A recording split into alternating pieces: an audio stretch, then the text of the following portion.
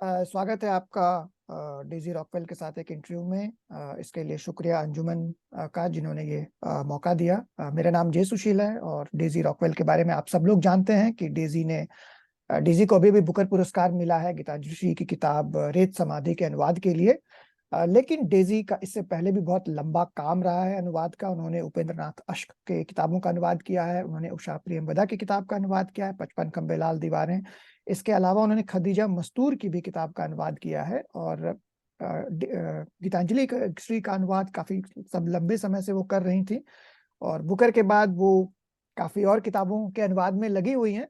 इन सारी बातों के बारे में उनसे पूछेंगे कि वो आगे क्या कर रही हैं।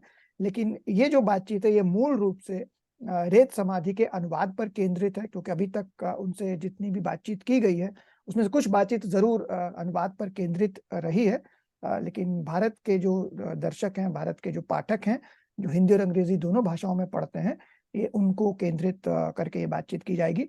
शुरुआत में हम थोड़ी सी पृष्ठभूमि डेजी के बारे में उनसे जानेंगे कि कैसे उनकी रुचि हुई हिंदी में और उर्दू में या साउथ एशियन पेनिनसुला में, और उसके बाद हम लोग किताब पर आएंगे। तो शुरू करते हैं। डेजी, डेजी सबसे पहले तो ये बताइए कि आपका बचपन कहाँ बीता, और क्या बचपन से ही आपको भाषाएं सीखने का शौक था? Let's see. मैं तो वेस्टर्न मैसाचुसेट्स से हूँ, तो उसका मतलब है कि पहाड़ों में है, लेकिन बहुत छोटे पहाड़ों में है। जैसे हिमालय नहीं, छोटे लाइक हिल्स, जैसे पहाड़ियों। झारखंड वाले पहाड़ों के पास होता है। हाँ, तो मैं वहां से हूँ, और वहाँ बहुत आर्टिस्ट लोग, लेखक, कलाकार वगैरह रहते हैं, और काफी नामी नामी लोग वहाँ रहते थे, जैसे एडिथ वॉर्टन और नथानियल हॉथॉर्न, नामी पहचाने लेखक और कलाकार। जैसे मेरे दादाजी भी बहुत मशहूर पेंटर थे, तो वहाँ रहते थे।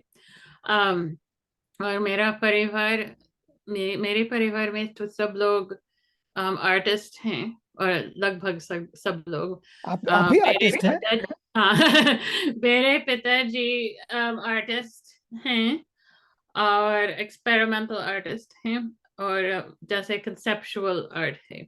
और माता जी पेंटिंग भी करती थी, अच्छा। और लिखती भी थी।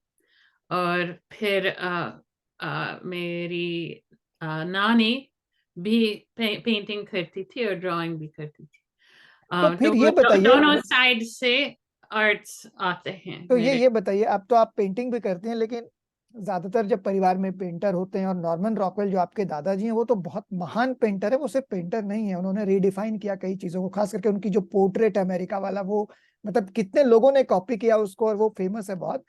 हाँ, तो बिल्कुल बिल्कुल। वो हाँ, तो पेंटिंग से फिर ये अनुवाद में कैसे, मतलब ये थोड़ा अलग तो लगता है तो आर्टिस्टिक पूरे जॉनरा में ही, लेकिन भाषाओं की तरफ कैसे आपकी रुचि हो गई अचानक से, या क्या हाँ, ये अचानक हुआ, और वो भी साउथ एशिया, मतलब नॉर्मली अमेरिका में लोग मिडिल ईस्टर्न भाषाएं सीखते हैं, या हिंदी मतलब उतनी हैपनिंग भाषा नहीं है, तो उसमें कैसे रुचि हुई? तो ये एक अच्छा सवाल है, और मुझे पता नहीं, मगर मेरा मतलब है कि हिंदी कहाँ से आई थी मेरे दिमाग में, तो ये एक बहुत लंबी कहानी है। और लोग कहते हैं कि कभी कभी एक बड़ा काम, एक बड़ी कृति, एक छोटे से बीज से आ जाती है एक बिल्कुल। कृति।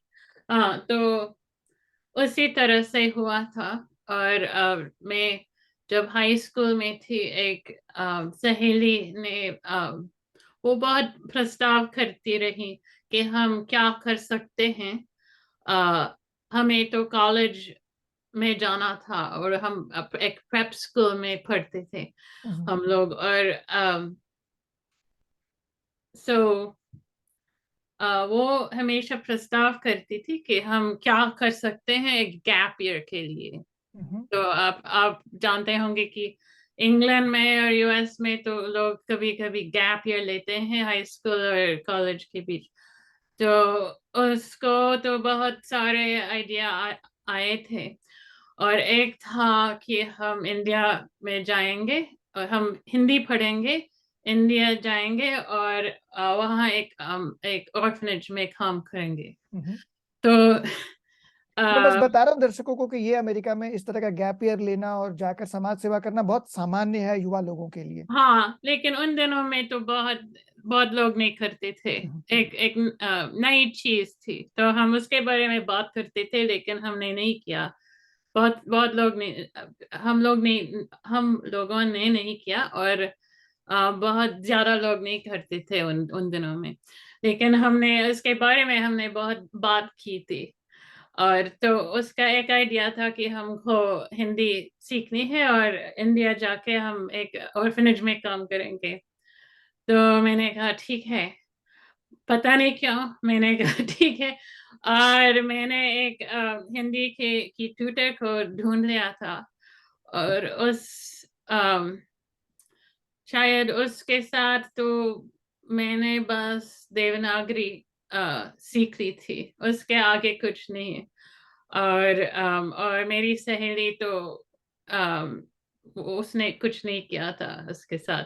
उन्होंने बीज बो दिया क्योंकि आपके मन वो में। आगे, शी जस्ट गॉन ऑन, वो साइबेरिया में थी, या मलेशिया, पता नहीं वो, हम्म।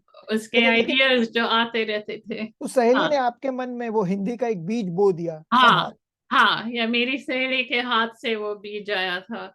जो कि और कॉलेज में आता है और वो एक बड़ा वृक्ष बन जाता है टेक्निकली, जिसमें ए रामानुजम का योगदान है। वो कहानी मुझे पता है, लेकिन आप हमारे दर्शकों को बताइए कि शिकागो यूनिवर्सिटी में क्या हुआ था हिंदी को लेकर और हाँ, तो कैसे। पहले मैं शिकागो गई थी। और मैंने थोड़ा सा मैंने हिंदी के बारे में भूल गई थी, मैं भूल गई थी। और लेकिन और मैं लैटिन पढ़ रही थी, और फ्रांसीसी, लैटिन, ग्रीक, जर्मन। तो मैं हिंदी नहीं पढ़ती थी हम्म। पहले, like in the early days, freshman year में तो मैं नहीं पढ़ती थी। लेकिन तब एक कोर्स में बैठी थी सुजैन रुडोफ के साथ। वो एक बहुत मशहूर पॉलिटिकल साइंटिस्ट थी। सुजैन एंड उनके पति भी बहुत सुजैन बड़े साइंस। लॉयड रुडोफ। उनकी हाँ, किताब है द ट्रेडिशन ऑफ हाँ, मॉडर्निटी, बहुत भारत में भी पढ़ाई जाती है। हाँ, हाँ, हाँ, बहुत मशहूर है। तो एक क्लास में थी उनके साथ। और वो बस एक रिक्वायर्ड कोर्स था, political economy or something like that, social sciences। और उन्होंने बताया था कि मैं और मेरे पति, हम दोनों हर तीसरे साल या चौथे साल हम इंडिया जाते हैं और शोध करते हैं। we do research, every hmm. third or fourth year। और और मैंने सोचा ये बहुत दिलचस्प बात है। और इस प्रोफेसर की जिंदगी काफी दिलचस्प लगती है। हम्म। और मेरे आगे क्या पढ़ेगा, मतलब लैटिन को पढ़ के, लैटिन स्कॉलर बन के मुझे क्या होगा? हम्म। It looks very boring, right? uh, क्योंकि लैटिन तो एक प्राचीन भाषा है। और um, it's like been picked over, hmm. like there's nothing left to hmm. do. So if you become a researcher in it, you're just looking at like one little thing, hmm. you know. No one is So writing in Latin in that way, like there's no book. yeah, so if I उन दिनों में तो मैं एक scholar बनना चाहती थी। तो लैटिन का स्कॉलर एक लैटिन का स्कॉलर की एक लैटिन स्कॉलर की जिंदगी तो बहुत बोरिंग लगती थी मुझे। मैं पूछूंगा कि अनुवादक की जिंदगी कितनी हैपनिंग होती है। Oh. So मैंने सोचा क्यों नहीं, मैं देख लूंगी कि अगर हिंदी मेरे स्केड्यूल में फिट होगा तो मैं मैं कोशिश करूंगी, I will go back to it. तो मैं वापस आई थी हिंदी में, हम्म। और मैं वहां से मैं कभी नहीं वापस आई। मतलब आई वेंट इन, उस कमरे में चली गई और वापस नहीं आई बाहर। और उसका फायदा ये हुआ कि भाई हिंदी हिंदी के लोगों को एक अच्छा अनुवादक मिल गया अंग्रेजी बोलने वाला। यस, सो लेकिन ये सब तो सेरेंडिपिटी की हम्म। बात है। ये एक रामानुजम का भी आपने कोई अनुवाद का कोर्स किया था जो हाँ आपने हाँ, बताया। वो बाद में थी। वो कोर्स शायद, हाँ, जब मैं ग्रेजुएट स्कूल में थी तो पहले साल वो कोर्स थी, और उसके ठीक बाद उनका देहांत हो गया था हम्म। अचानक। तो एक ही कोर्स था, लेकिन पहले कुछ कोर्सेज भी थे, लेकिन अनुवाद के नहीं उनके उस साथ। आपने पीएचडी के दौरान ही उपेंद्रनाथ अष्ट पे आपका पूरा का पूरा काम है, पीएचडी आपका, आपने उनकी कुछ हाँ किताबों का अनुवाद भी किया है और मैं जानता हूँ कि एक लंबी कहानी है पूरी प्रक्रिया की। लेकिन उसको उसको उस लंबी कहानी को बाद में हम लोग देख लेंगे। लेकिन उसके बाद आपने हिंदी पढ़ाया और उसके बाद अनुवाद करती रही। तो एक बड़ा अनुवाद जो आपने किया उसके बाद हिंदी में खास करके भीष्म साहनी की किताब तमस का, जो कि मेरे ख्याल से तीसरा अनुवाद है, वो दो जी बार हाँ। पहले भी अनुदित हो चुकी है। जी तो हाँ। जब आप किसी किताब का दूसरा या तीसरा व्यक्ति होती है अनुवाद करने के लिए, तो उसका क्या एक्सपीरियंस होता है? कि आप पुराने अनुवाद पढ़ती हैं, देखती हैं कि कैसा किया गया, क्योंकि उस पे आपने एक पूरा लेख लिखा है उस अनुवाद की प्रक्रिया पे। हाँ, तो मैं जो पहले अनुवाद थे, मैंने उनको तो पूरी तरह से नहीं पढ़ा, लेकिन पहले देखना है कि ये अनुवाद कैसा है, क्योंकि अगर वो अच्छा है तो मुझसे क्या मतलब, why should I do it again? फिर से करने का क्या क्या क्या कारण है? There has to be like a rational. Hmm. तो मैं देखती हूँ कि इसमें क्या है, इस अनुवाद में क्या है, कैसा है, अच्छा है, एंड देन, तो उन दोनों के साथ तो मैं सीधे, like I could see just immediately that it was not, they're not good. और पेंगुइन ने मुझसे मंगवाया था ये नया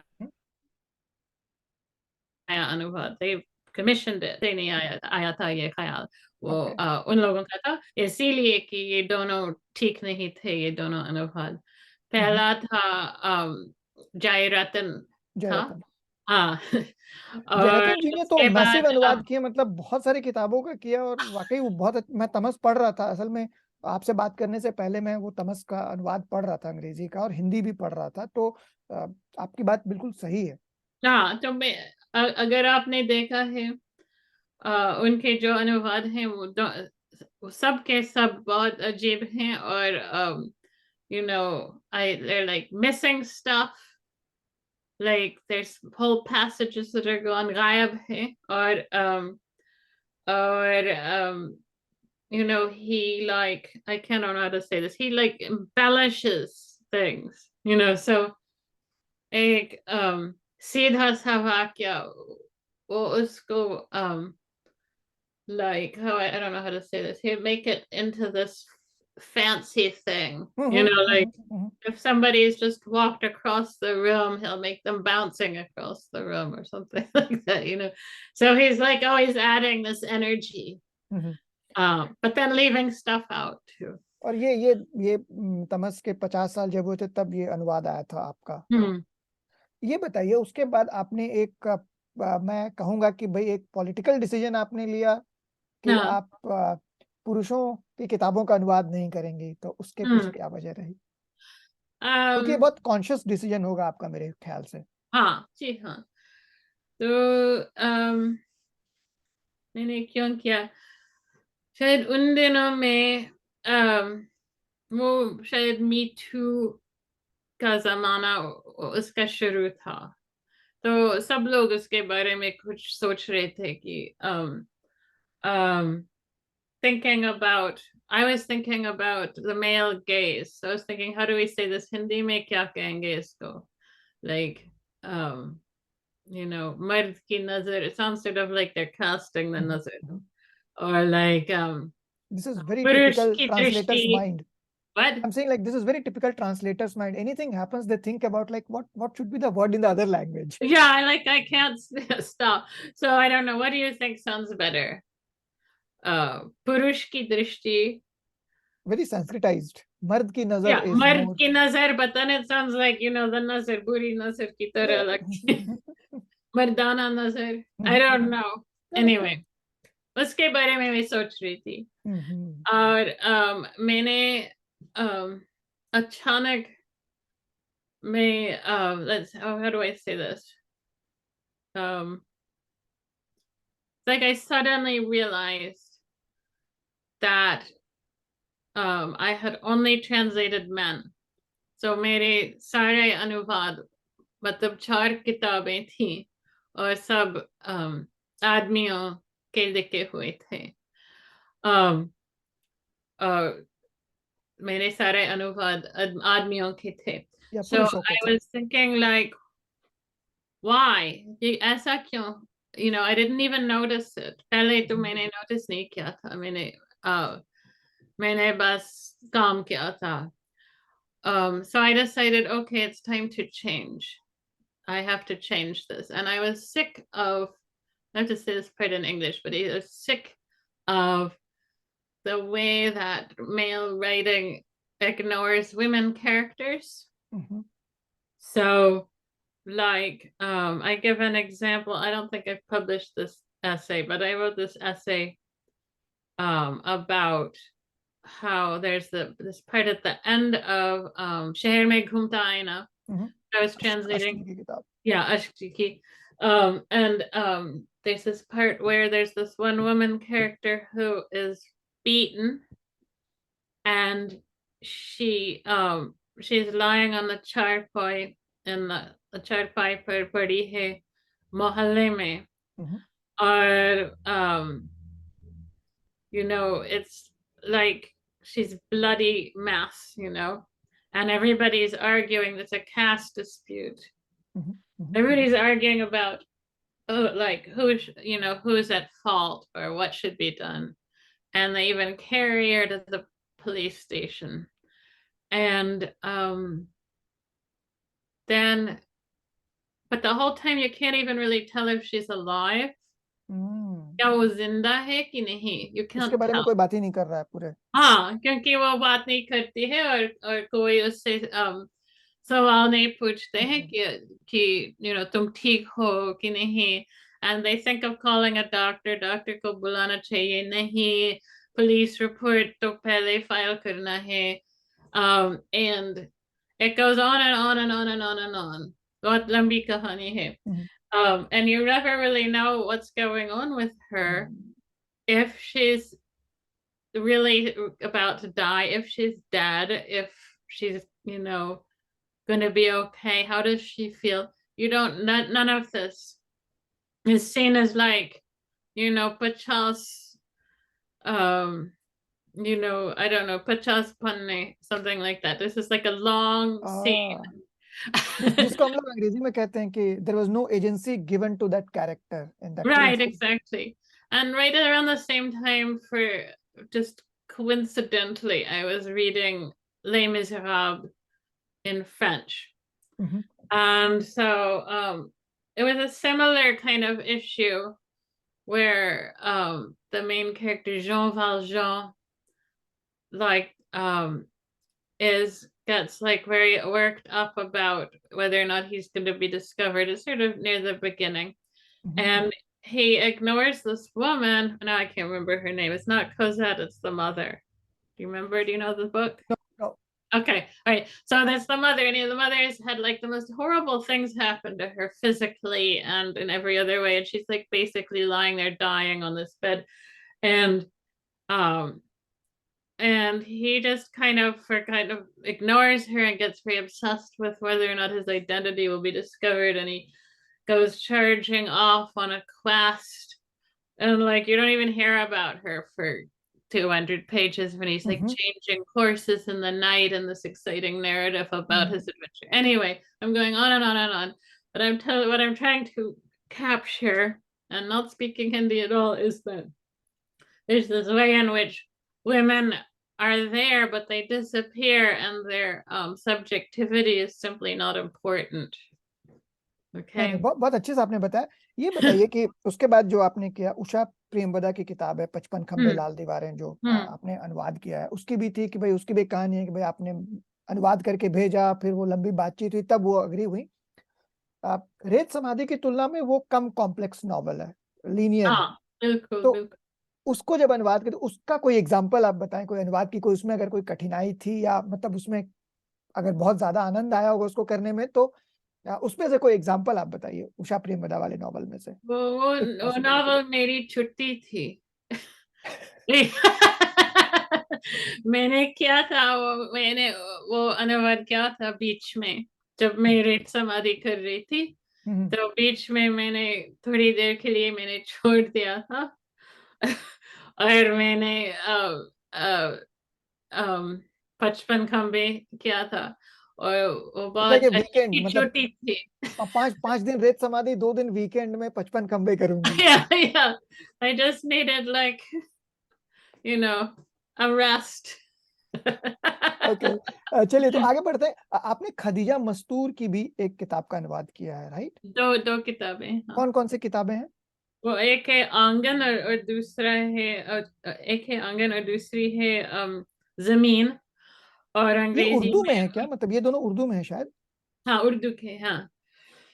तो आंगन का टाइटल है, शीर्षक है अंग्रेजी में द वुमेन्स कोर्टयार्ड, और जमीन ए प्रॉमिस्ड लैंड है तो मेरा अंग्रेजी। सवाल ये है कि जब आप हिंदी से अनुवाद करती हैं और उर्दू से अनुवाद करते हैं, तो चूंकि दोनों की स्क्रिप्ट अलग है, हाँ। मतलब कल्चर तो एक कह सकते हैं, in some ways there are almost similar, but have you found any kind of like linguistic difference between Hindi and Urdu expressions में, या उसमें, या अनुवाद करने में? क्योंकि अंग्रेजी में तो दोनों एक ही जैसा पढ़ने में आएगा हमें। Oh, no, no, no. It's very different. I'll tell you what's different though. I mean, it's the same grammar and everything, but Hindi is much more experimental and messy. And I so like the word Hindi messy. writers are, what, messy? Well, I mean, they're just like, let's try everything. Like they still feel like they're in the experimental phase, because Hindi writing as such only really has existed for like since 1900 or something like that. The writing of modern standard Hindi, खड़ी बोली Hindi, Devanagari में, जो आधुनिक Hindi है, modern standard Hindi है, that is only from 1900 basically. So it's still like this growing teenager or something like that, Hindi trying Hindi everything Hindi के लोग बहुत नाराज होंगे आपसे ये सुन के। out. Oh well, oh well. But Urdu is much older, so it's like तो settled. It's like settled. Everything, the basic parameters of how you do things are settled, and it's very clear. So Urdu, you don't have people messing with the grammar, with like making up words. Um, I will come to the making of words in Rit Samadhi as well, but yeah, like taking regionalisms, grabbing like, Bhojpuri and Punjabi and Sanskrit and Urdu, and like throwing them all in together. You never see that in Urdu. Urdu is just Urdu. And one of my professors had a great example. Um, कि उर्दू फ्रांसीसी है और Hindi Spanish है। इसका मतलब है कि फ्रांसीसी तो पूरी तरह से सीमित है. Like they have their French academy and they say this is not a French word and they throw it out, like this. So there's like, Francisi is very clear. And Urdu is the same way. Like it's like this clearly defined space. But Hindi is like Spanish. Like there's way more styles in which it's spoken and dialects and covers this vast area. And Spanish is like that all over Latin America. So there's just like stuff coming in from everywhere. So मुझे मुझे आपने जो एक metaphor दिया कि भाई वो teenager है, हिंदी और उर्दू थोड़ी सी मेच्योर है, आई लाइक दैट। मैं तमिल के संदर्भ में भी ये कहता हूँ कि Tamil is a very mature language than Hindi. It is much older than Sanskrit. People don't know about it, but yes, it's true. It's very true. Yeah. And so it's not an insult to Hindi. ये Hindi exactly. का अपमान नहीं है। Okay, अब हम Yeah. लोग Daisy एकदम आते हैं रेत समाधि पे। तो हाँ. इसका जो बहुत सारे लोगों ने बहुत सारी बात की कि भाई नैरेटिव स्ट्रक्चर बहुत यूनिक है, फॉर्म बहुत यूनिक है, इसकी हिंदी की इसकी जो भाषा है उस पर भी बहुत लोगों ने बहुत कुछ लिखा है। मैंने हिंदी भी पहले अंग्रेजी पढ़ा, मैंने पहले हिंदी के साथ अंग्रेजी पढ़ने की कोशिश की, फिर मैंने अंग्रेजी पहले पढ़ा, फिर हिंदी पे रेफर करता गया। मेरे पास बहुत सारे सवाल है, बट पहला सवाल तो ये है कि इस नॉवल में चरित्रों के नाम नहीं, कैरेक्टर्स के नाम नहीं, मतलब जो बड़े छोटे बहुत कम लोगों के नाम है, मतलब उसमें एक आध कैरेक्टर है जिनके नाम है। तो वो एक एक्सपेरिमेंट है, लेकिन उसमें एक नाम है गंभीर। तो हिंदी में तो गंभीर जैसे गौतम गंभीर है ना, क्रिकेटर है गौतम गंभीर, तो नाम में भी चल गया, मतलब गंभीर नाम रखते हैं लोग। लेकिन वो गंभीर इन द सेंस वो एडजेक्टिव भी है ना। तो जब इसका आप अनुवाद कर रही थी तो यू कुड हैव नेम्ड गंभीर, है ना, Right. Mm-hmm. But you didn't. And Mm-hmm. आपने जो यूज किया है वो क्या, the serious one. Yes. Mm-hmm. But अंग्रेजी में सीरियस कभी नाम नहीं हो सकता है किसी आदमी का। No. तो True. How did you navigated, ये कैसे आपने ये डिसाइड किया कि भाई गंभीर नहीं होगा, क्योंकि कई लोग एक्यूज कर सकते हैं कि भाई you are not true to the, because नाम ने आपने कैसे चेंज कर दिया, Ah, है ना। well, तो I how do you have to, negotiated that thing? it's a much bigger problem than Gambhir. The problem is uh translating from Hindi or Urdu is the navigating kinship terms. So like एक एक परिवार में तो बहुत सारे लोग होते हैं, लेकिन शायद हमारा मेन कैरेक्टर होगी एक औरत। तो वो औरत माँ है और वो बेटी भी है और वो देवरानी भी है, सास भी है। like she can be a bahu, hmm, so like one person has multiple titles, right? And it's not that in English we don't, I mean, it's something that partly that's just a change of perspective, like who's talking to whom about whom, right? We do have that in English too, but it's not to the same degree because in English we generally use people's names, right?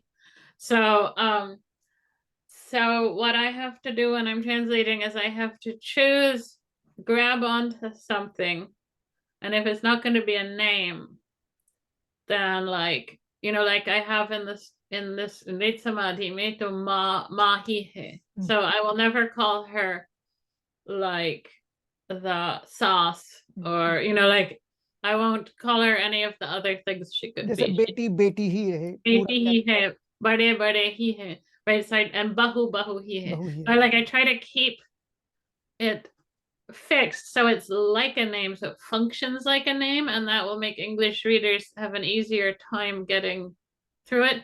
So that guy, so then there's their two sons, Sid, so that's easy, he has a name, rare one. right? And then there's this other guy and she shifts him around. To Australia. Yeah, no, so like yeah, so he's called Gambhir, but then he changes. She doesn't call him Gambhir anymore after he moves to Australia. Yes yes. Yeah. I can't even remember what she says in Hindi. What does she call him when he goes to Australia? It's like son, something like son, not exact, like he doesn't refer. So I gave him two titles that would function as names. I don't remember right now, but I remember the serious one only. Yeah, I called him Serious Son, and then when he went overseas, I called him Overseas Son. Something like that. Yeah. Yeah. So, but I don't remember what the Hindi one was for the second one. So I was trying to capture the to give him one title like I did with everybody else. And so if I gave him this name Gambir, then it disappears because he becomes identified as the the one that's in Australia or who's abroad or something like that. And it's only Sid that has a name. Like we never even find out what Beti or Bade's names no are. No no Yeah, but this or is like also like, मैं ये सवाल इसलिए पूछ रहा हूँ क्योंकि ये जो कृष्णा सोबती की किताबों का भी आपने अनुवाद किया तो उसमें एक कैरेक्टर है मजली, Right, yes. रिमेम्बर? तो बड़े और छोटे के बीच में मजली आती है, तो Right. वो लीनिएज तो गीतांजलि जी लेती हैं कृष्णा सोबती से, उनको डेडिकेट किया उन्होंने, तो मैं हाँ. वो भी सोच रहा था कि मजली, तो आपने पहले मजली का भी अनुवाद किया ही है। Yeah, it's actually Krishna Sobhati is a good example because if you've read Amitru Marjani, उसमें तो जो kinship terms हैं, it's really crazy. Like there's no names and it's all like, oh, there's Mitro, but there's like this is how I learned kinship terms from reading that book. Devrani, Jatani, all of these joint family names. I learned them all from that book. थोड़ा सा और अगले अगले सवाल पे चलते हैं। ये अगर जिनके पास भी किताब अभी है तो वो हिंदी में है वो 78 79 पर, और अंग्रेजी में है वो, हाँ, अंग्रेजी में है वो 148 151 पर। तो एक वाक्य है डेजी जो करीब 2 पेज तक चलता है, मतलब ये एक अच्छा, पन्ना और ये 2 पन्ना। वो मैं ये सवाल पूछ रहा हूँ कारण से, क्या हुआ कि सोशल मीडिया पर जब बुकर प्राइज मिला तो कुछ लोगों ने इस एक पन्ने को शेयर किया अच्छा, और ऐसी एक छवि बनाई कि साहब इस नॉवल में तो कोई ग्रामर नहीं है और ऐसे मतलब ऐसा लिखा गया है, 2-2 पेज के एक वाक्य हैं। तो एक तो वो जो छवि बिल्डिंग होती है किसी किताब की, वो तो एक अलग मुद्दा है। लेकिन जब आप इसको अनुवाद कर रही थी, क्योंकि हाँ. अंग्रेजी में भी वो कहीं कोई मतलब कोई गैप्स नहीं है, मतलब वो एक ही लाइन में पूरा का पूरा चल रहा है, तो उसको अनुवाद करना कितना कठिन रहा उस लाइन को? नो, बहुत कठिन है। और जैसे मैं कह रही थी कि उषा प्रियंवदा मेरी छुट्टी थी। देयर वाज नो छुट्टी, कोई छुट्टी नहीं थी उस वाक्य में। You can't, when do you put down your pen, right? You have to keep going and going and going and going. तो मैंने commas comma के इस्तेमाल मैंने किया था बहुत. um I depended on the commas to pause, right? So if you see I do have commas in there. Comma तो yes, आते हैं और असल में हिंदी में comma नहीं आते। हिंदी में तो कोई punctuation नहीं है। पंक्चुएशन नहीं, कुछ नहीं है। और गीतांजलि ने शायद शायद बुकर के बाद गीतांजलि अंग्रेजी को देख रही थी और उसने देख लिया कि मैंने कॉमा का इस्तेमाल किया था और वो कुछ नाराज हो गई थी। लेकिन उन्होंने तो पहले वो उन्होंने देखा था लेकिन वो शायद वो सोच नहीं रही थी। And then after that she got a little bit upset and हो she said, सकता है कि वो असल में, हो सकता है कि वो शेयर किया हो, किसी ने उनको बताया हो कि भाई लोग इस बारे में ही बात कर रहे हैं किताब के और हाँ, किसी और के बारे में बात नहीं कर रहे हैं, that huh. Might be. So she just suddenly noticed it. She just hadn't noticed it before. So then she got upset and she said we should take all the commas out. And I said, I just kind of waited. And then she reread it. And then उन्होंने फैसला किया कि ये ठीक है कि अंग्रेजी में ये शायद ठीक लगता है मुझे। मुझे So लगता है कि उसका एक ब्रीदिंग स्पेस वाली बात जो मैं आगे सवाल करूंगा हाँ, उसके साथ भी ये जाता है, हाँ, लेकिन वो हम आगे करेंगे सवाल। मैं बस बता रहा हूँ श्रोताओं को, देखने वालों को, कि ये अंग्रेजी में 3 पन्ने में है, मतलब हाँ। साढ़े साढ़े 3 पन्ने में है, हिंदी में ये 2 पन्ने में है। हाँ। But she said she wanted it to feel like जैसे एक सांस में है गया ये सब, like it's just this one breath that this whole thing was said. She wanted it to feel that way, like that you couldn't stop to breathe. So that was actually what she wanted, but I still clung to my commas. क्योंकि अंग्रेजी में लोग इस तरह से बोलते नहीं है, हिंदी में तो एक बार में बोल जाएंगे, कुछ समझ में भी नहीं आएगा, लंबा वाक्य, लेकिन अंग्रेजी में लोग ठहर ठहर के बात करते हैं कि हाँ भाई समझ लो आगे। शायद हम आराम से बोलते हैं थोड़ा सा, या अच्छा, एक और जो मुझे मुझे बहुत अच्छा लगा, कई बार अनुवाद में क्या होता है कि लोग पैराग्राफ पढ़ लेते हैं और फिर उसको अपने हिसाब से ट्रांसलेट कर देते हैं। मैं आपका अनुवाद देख रहा था और बहुत मैंने बारीकी से देखा। अ, आपने मतलब कोई भी एक सेंटेंस भी आपने छोड़ा नहीं, मतलब मैंने रैंडम कंपेयर किया उठा के कि भाई कहीं एक लाइन छोड़ दी हो डेजी ने, तो मैं इंटरव्यू में बताऊंगा अरे आपने यहाँ 2 लाइनें छोड़ दी है। नहीं, तो कभी नहीं। आपने उसका बहुत ख्याल रखा है, और मुझे ऐसा लगा कि आपने जो जैसे हिंदी में सेंटेंस फॉर्मेशन थोड़ा अलग होता है अंग्रेजी से, तो आपने बहुत कोशिश की कि उस तरह का सेंटेंस फॉर्मेशन भी रखा जाए। हिंदी में चूंकि ये पढ़ने में बहुत सहज नहीं है किताब, मतलब ये ईमानदारी की बात मैं कह रहा हूँ, लेकिन अंग्रेजी में बहुत आसान लग रहा है पढ़ने में। एक मैं एग्जांपल दूंगा जिसमें थोड़ा सा मेटाफर आपने बदला है। हिंदी में पेज 79 पे है, अंग्रेजी में 153 पे। सेंटेंस कुछ ऐसा है कि लंबा अलाप चल सकता है मोहम्मद बिन तुगलक के न बन पाने और गांधी के बन जाने पर, एक के गलत और दूसरे के सही वक्त और मकाम की बदौलत। आपने जो अंग्रेजी किया है वो है, we can talk ourselves horse discussing the failure of Muhammad bin Tughlaq ahead of his time ideas versus the success of Mahatma Gandhi right on time revolution. मेरा सवाल ये कि जैसे डेजी गीतांजलि ने इसमें यूज किया मेटाफर म्यूजिक का, कि आलाप लेना, हाँ हाँ। और आपने लेकिन यूज किया क्राइंग हॉर्स। दोनों वाक्य अपने आप में परफेक्ट है, लेकिन क्या जब आप अनुवाद कर रही थी तो आपने ऐसा भी सोचा कि यार ये म्यूजिक का मेटाफर है तो मैं म्यूजिक का ही मेटाफर यूज करूं, या क्या ये बात दिमाग में थी इस? Well, you have to think about what is the metaphor for, right? Like metaphors are very important in translation. And so you have to think, what is it doing here? And so if I used this alap metaphor, it would probably distract you from the meaning of the sentence, because the sentence itself is kind of complicated, right? Like, and the English readers may not even know who these people are.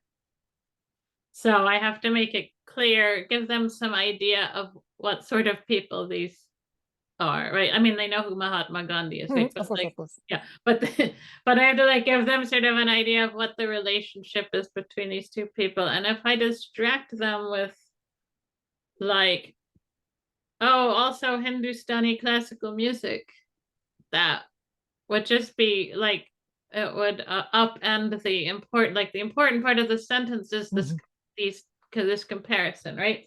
So I think, what is she trying to say? When you think about a metaphor or like a word, you think about like everything that's around it. You sort of think about it in 3D. So you imagine like, okay, so she's imagining a singer singing about these two people, say, and then alap is like this long drawn out piece of singing. So it's like without a pause, without a Yeah. sans लेने के बिना, right? Or you'd like very few sans. And so you're thinking, imagining somebody drawing, like speaking at great length or singing at great length. So you think, okay, well, how could you say that in a way that's less distracting? And so I said, talk yourself hoarse, that meaning like you could, what she's saying is you could go on, right? That's what she meant. She doesn't actually thinking that hard about music.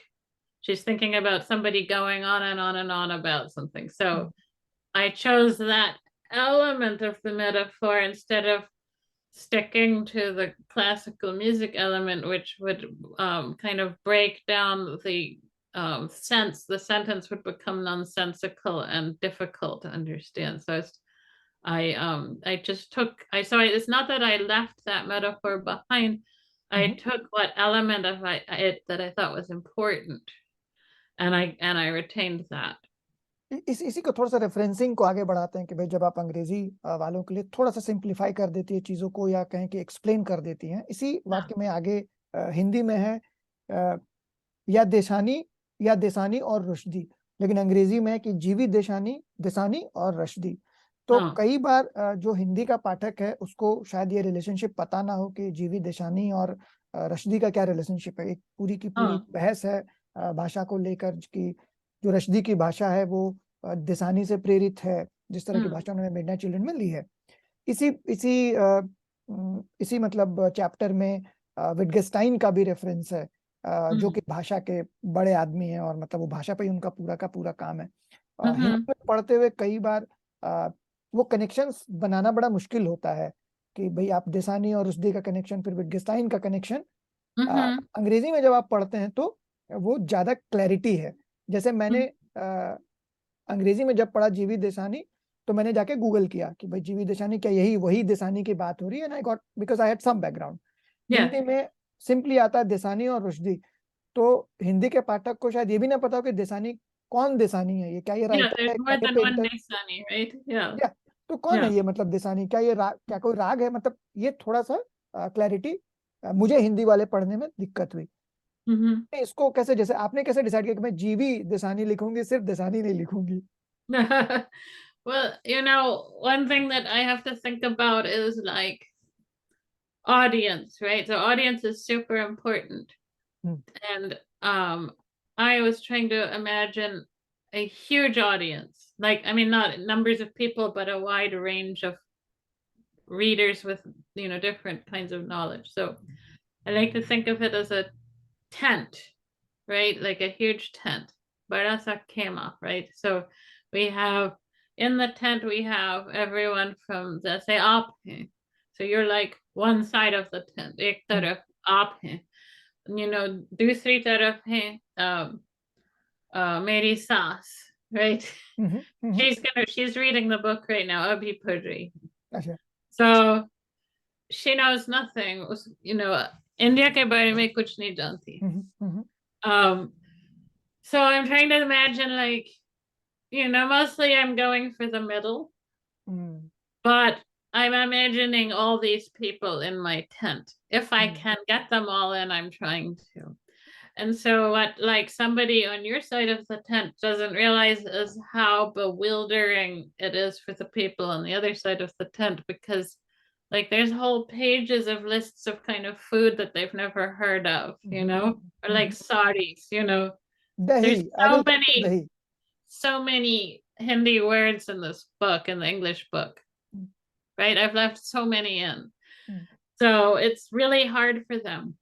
Hmm, So one thing I try to do is to make it possible for them to Google anything. They're not going to Google everything, but if they can Google something, like it's like I'm just throwing them, something to hold on to. So अभी you मैं don't. Well, शब्दों no, पे go. आता हूँ, शब्दों पे No. आता हूँ, क्योंकि बहुत सारे बहुत इंटरेस्टिंग शब्द हैं। एक जो अभी एक बहुत कई लोगों ने इस पे आपसे सवाल किया था, मैं देख रहा था शिकागो में आपका जो टॉक था उसमें दिमाग हुआ दही वाला, उसको लेकर काफी बहस है। मैं एक तो वो बहुत सुंदर सेंटेंस बन पड़ा, मैं बता देता हूँ क्या सेंटेंस है। हिंदी में वो सेंटेंस है दिमाग हुए दही, घर में मची चिल्ला चिल्ली। ये हिंदी में पेज नंबर 92 पर है, अंग्रेजी में 179 Mm-hmm. पर है। Mm-hmm. जैसे एक वाक्य है, जो उठती नहीं थी कैसे उठी कि ऐसे उठ गई, है ना। Mm. लेकिन Right. जो दही वाला वाक्य है उसमें तुकबंदी नहीं है, दिमाग हुए दही घर में मची चिल्ला चिल्ली। तो इसमें राइमिंग नहीं है उस तरह का, लेकिन आपका जो अनुवाद है उसमें बहुत सुंदर राइमिंग भी कर दी गई, their minds turn to curd, hue and cry occurred. No. तो वो राइमिंग है, वो लगता है कि हाँ, मतलब ट्रांसलेटर अगर कहीं लिबर्टी ले भी रहा है तो वो एकदम परफेक्ट लिबर्टी है। और वो इसलिए शायद मुझे वो अंग्रेजी में पढ़ने में ज्यादा आनंद आ रहा था कुछ कुछ जगहों पर। Mm. तो Well, that's what like we talk about. लोग हमेशा lost in translation के बारे में बात करते हैं, तो क्या खो गया है, हम्म, क्या गायब है, you know मूल कृति से. And there's this assumption कि जो मूल कृति है वो कहीं बेहतर है, that is like a kind of utopia. मूल हम्म, कृति तो perfect है और अनुवाद imperfect है, like because it's lost, so much is lost. सब कुछ खो गया, or maybe not सब कुछ, but like a lot, right? So that's the assumption that people have. So my philosophy is that there's maybe some things are lost, but so much is found, right? Exactly. We discover things as we're writing, as we're translating, new things pop up, right? And in the spirit of Gitanjali's writing style, I allowed a lot of more things to pop up than I might normally, right? So, occurred and curd, great rhyme. It just popped up. And I thought, well, Gitanjali would love this, right? Because उन्होंने पूरी किताब में वो experiment किया है कि भाई ऐसे उठी कि yes. उठ गई, which has different meanings. Yeah, if I thought something like that came up, I would immediately put it in because I knew that she would love it even if she hadn't done it herself, right? She would have done it if she were me, right? Yes. Yeah. So it's like a translator just say, like psychic, we're channeling Lekik, it's like, yeah, we're channeling our author. At I don't know times how to say that in they know Hindi. the writer more than the writer. At times. So I felt I was channeling her energy. इसी में एक आगे एक page number मैं बस बता देता हूँ. पेज हिंदी में पेज 153 पेपर बैक में और अंग्रेजी में 370 318 पे एक शब्द हिंदी में यूज किया है गीतांजलि ने, बकर कना, और उसके बाद एक आध पेज के बाद यूज किया है कना बकर. आपने अंग्रेजी में क्या, गोटेर किंग एंड एयरगोट किंग. अब मैंने डिक्शनरी में ये दोनों वर्ड खोजे और मुझे मिला नहीं दोनों वर्ड. तो पहले तो ये बताइए कि इसका हिंदी में क्या मतलब है और अंग्रेजी में क्या मतलब है. Well, it's answered at the end of the book. आपने देखा था? नहीं, मैंने देखा नहीं है. अच्छा, मैं देखूंगा अब तो. अंग्रेजी no, at the end of the book it's when they're माँ और रोजी रेगिस्तान में है और माँ रोजी को एक कहानी बताती है. हाँ, कुछ रेफरेंस है. ठीक है, अभी मैं भूल गया हूँ. बताइए मुझे कि interesting. and it's about this goat-ear king. Yes. Yeah. It took me a while, I've read that book 10 or more times, so that's why I know. But ये बार बार इस किताब में एक और इंटरेस्टिंग बात मुझे लगी कि सर्कलिंग है बहुत बार. जैसे कई चीजें फिगर आउट होती हैं. जैसे मैं जब पढ़ रहा था तो जब मैं दूसरे हिस्से में आया, जब माँ और बेटी पाकिस्तान चली जाती हैं, then the whole first part started making much more sense.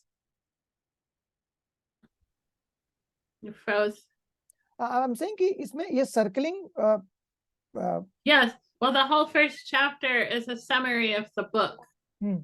हाँ, लेकिन उसके बावजूद जब आप सेकंड पार्ट में जब पहुंचते हैं कि जब पाकिस्तान गए तब. आई एम सॉरी, मीनाक्षी कुछ कर रही हो क्या? Okay. Is it okay now? It says my internet connection is unstable, but I think it's okay. ठीक है?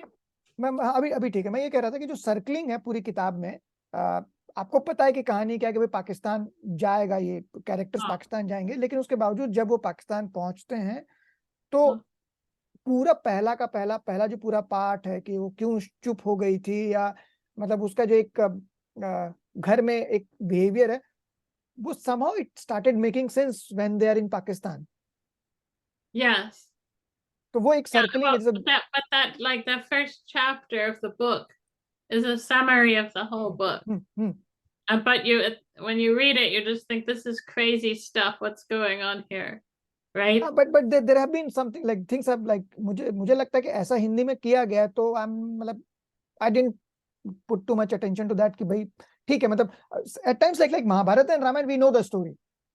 Yeah, right. But we still like see the serial or read the novel, read Ramayana and Mahabharata. We know what is going to happen in the end. Yes. तो मुझे उससे बहुत ज्यादा वो नहीं था कि ठीक है, मुझे पता है कि कहानी में क्या होगा. लेकिन the great thing was like in the second part, first part started making much more sense कि अच्छा ये इसलिए हुआ था क्योंकि ये होना था. जो वो मतलब उनको वो पाकिस्तान से कैसे आई और जो पूरी कहानी है, रोजी की जो कहानी है, वो मतलब वो मुझे ज्यादा मजा आया उसमें. हाँ, बिल्कुल.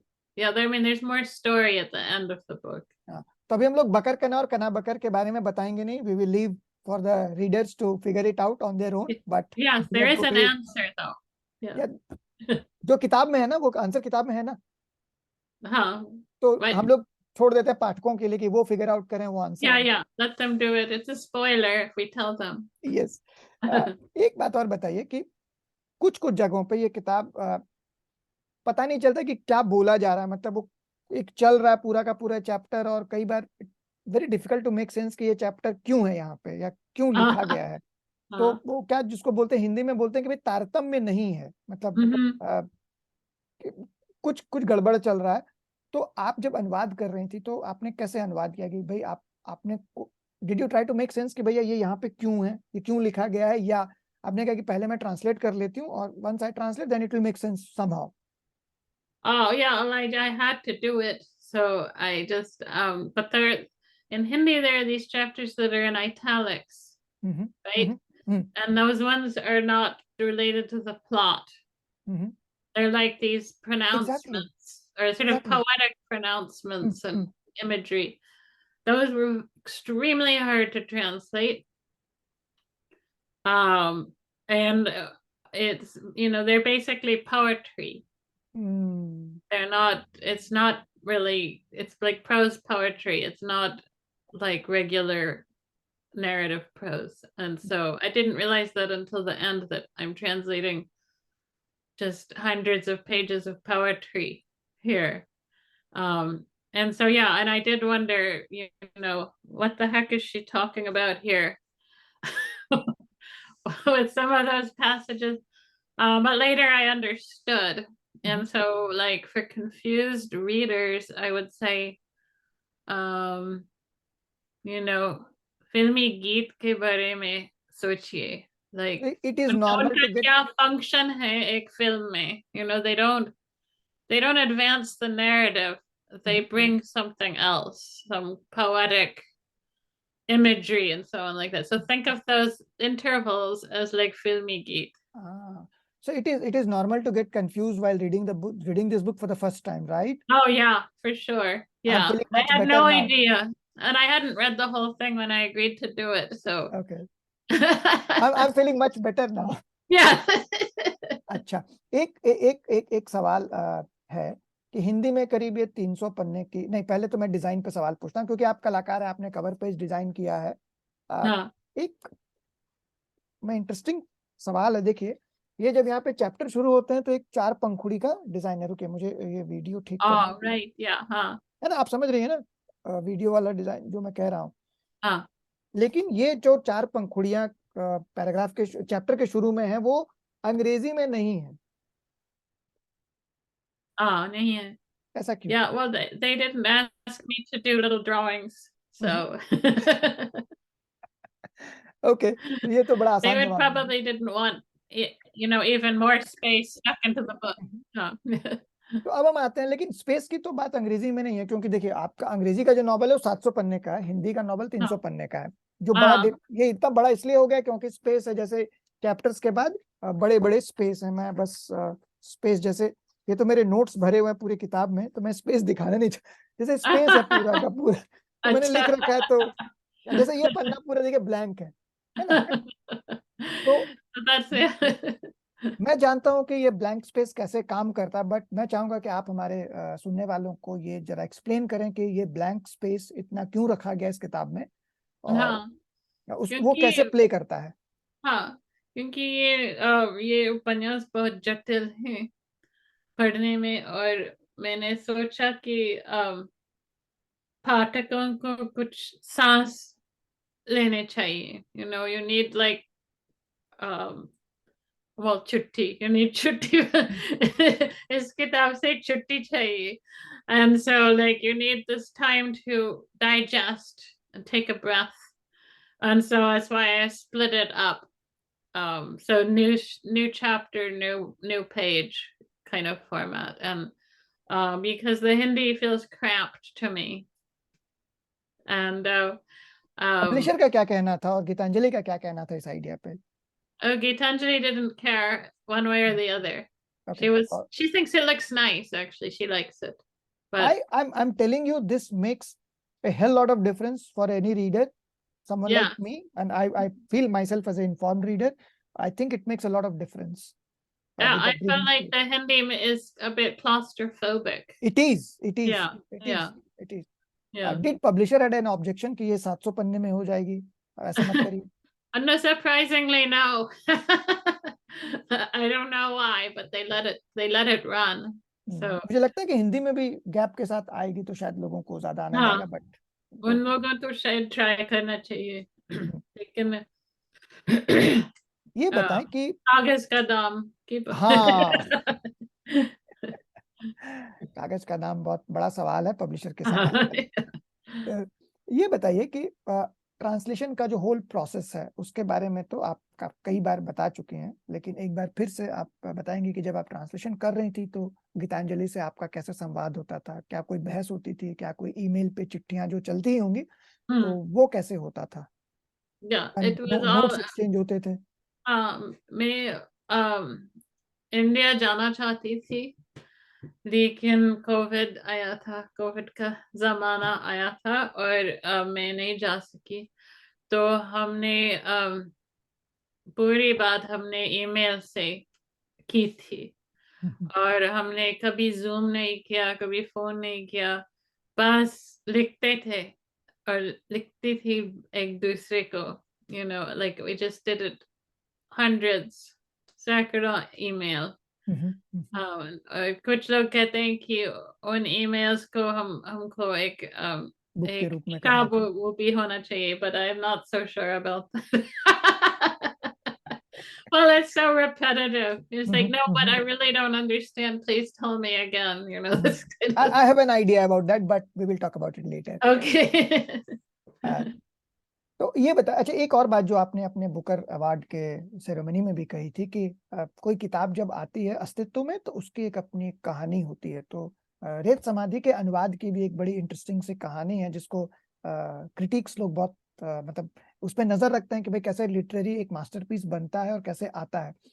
वो जो पूरी कहानी है अरुणावा वाली, वो आप जरा शेयर करें हमारे साथ. Oh wait, so tell me this question again. Question कि ये जो इसका ट्रांसलेशन कैसे हुआ हिंदी में, क्योंकि पहले फ्रेंच में आई थी, फिर डेबोरा स्मिथ ने सोचा कि इसको ट्रांसलेट करवाना है, फिर अरुणावा ने आपका नाम रिकमेंड किया, जो ये जो पूरी कहानी थी. अच्छा, okay. Match making, the how Arunava played matchmaking as a match की मेकर, तो वो कहानी. कैसे हुआ हाँ, ये बताइए. हाँ. हाँ. तो डेबरा स्मिथ एक अनुवादिका है जो कोरियन से अंग्रेजी में अनुवाद करती है और डेबरा स्मिथ को इंटरनेशनल बुकर प्राइज मिला 2012 था. में. हाँ, वो पहली बार थी इन दिस न्यू इस नए अवतार में उसको मिला था 2016 में. Korean novel, vegetarian. Vegetarian, yes, हाँ. शाकाहारी. ठीक ठीक ठीक. So I don't think it's been translated into Hindi though. Hindi में And, कम लोग हैं जो कोरियन से काम करते हैं. अंग्रेजी से लोग कर देंगे अनुवाद, लेकिन कोरियन से कम लोगों को हाँ, जाता है अनुवाद बहुत करना. कम. So so Deborah ने एक प्रकाशन गृह स्थापित कर दिया, tilted axis tilted press. Axis. हाँ, तो वो हाँ, सिर्फ अनुवाद छापती हैं, राइट? हाँ, अनुवाद ही छापते हैं और एशिया से ही. So डेबरा भारत में थी और वो शायद कुछ स्काउटिंग कर रही थी इंडियन लिटरेचर के लिए for her press, right? So प्रकाशन करने के लिए. So she was उसने पढ़ा था शायद कुछ अनुवाद गीतांजलि के. My माइक पे. or अच्छा. Tirohit is the roof beneath their feet.